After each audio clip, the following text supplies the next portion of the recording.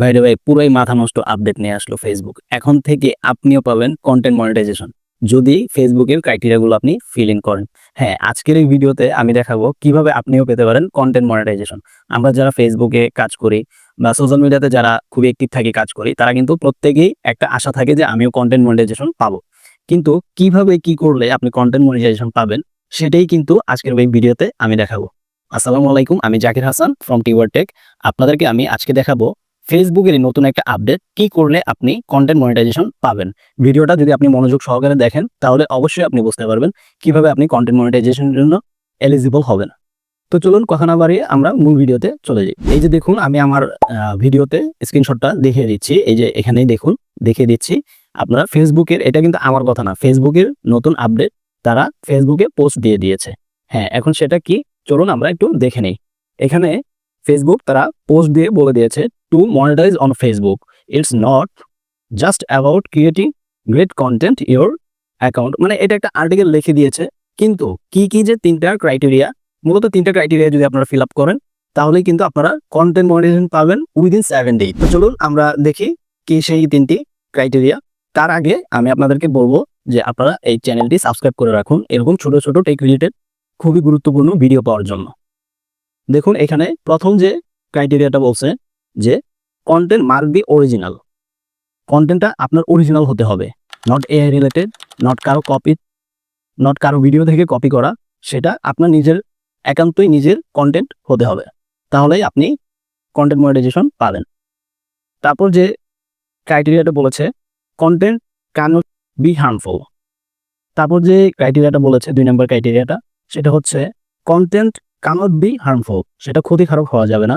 Violent, hateful etcetera, মানে যেগুলো সহিংসতাপূর্ণ, কারো ক্ষতি করে বা ভায়োলেন্ট করে, সমাজের ক্ষতি করে, সেগুলো কিন্তু হওয়া যাবে না। আমরা জানি অনেক সেন্সিটিভ ভিডিও যেগুলো আপনারা সমাজের জন্য ভায়োলেন্স সৃষ্টি করে, সেইগুলো কিন্তু ফেসবুক বা সোশ্যাল মিডিয়া বা এমনকি ইউটিউবেও এগুলো কিন্তু নট অ্যালাউ। আপনি যদি এরকম কোনো ভিডিও পোস্ট না করেন, তাহলে কিন্তু আপনি কন্টেন্ট মনিটাইজেশন পেতে পারেন খুব অল্প দিনের মধ্যেই। তারপর যে লাস্ট বাট নট লিস্ট যেই ক্রাইটেরিয়াটার কথা বলেছে, সেটা হচ্ছে must raised in an eligible country. আপনি যেই কান্ট্রির হন সেটা স্বদেশী হতে হবে, মানে আপনি একটা বৈধ রাষ্ট্রের থেকে কন্টেন্টটা ক্রিয়েট করেছেন সেরকমটা হতে হবে।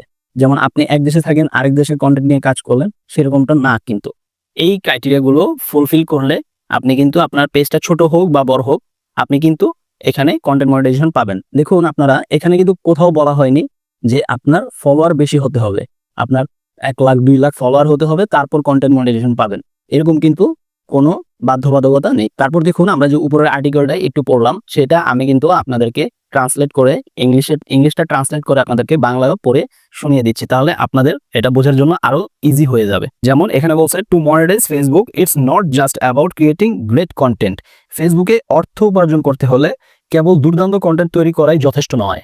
মানে এটার কথা এটাই বোঝায়, শুধু আপনি কন্টেন্ট তৈরি করলেন, দুর্দান্ত কন্টেন্ট তৈরি করলেন, সেটাই কিন্তু মানে এটা নট এনাফ, এটা এনাফ হতে পারে না। তারপর যেটা বলছে যে your account has to meet the requirements is true. আপনার যে রিকোয়ারমেন্টগুলো থাকবে সেগুলো কিন্তু ফুলফিল করতে হবে।